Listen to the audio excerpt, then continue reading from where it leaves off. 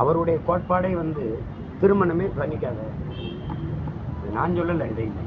நீங்கள் ஐயா வீரமணியே அதை சொல்லிட்டாங்க. பாசம் காட்டுறதுக்கு பிள்ளை வேணும்னா அதுக்காக யாராவது கல்யாணம் பண்ணிப்பானா, கொண்டாடிட்டுப்பானா?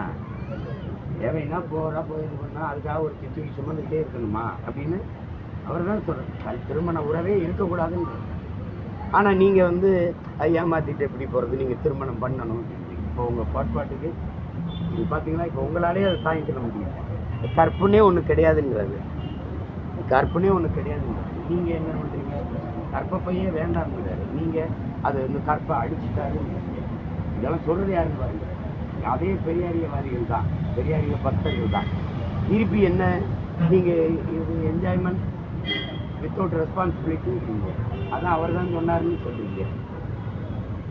ஆனால் ரெஸ்பான்ஸ் இருக்கணும்ன்றீங்க. இதுக்கு சோரட்டி வச்சுக்கிட்டு எவ்வளவு கேவலமாக ஆயிடுச்சு பாருங்க.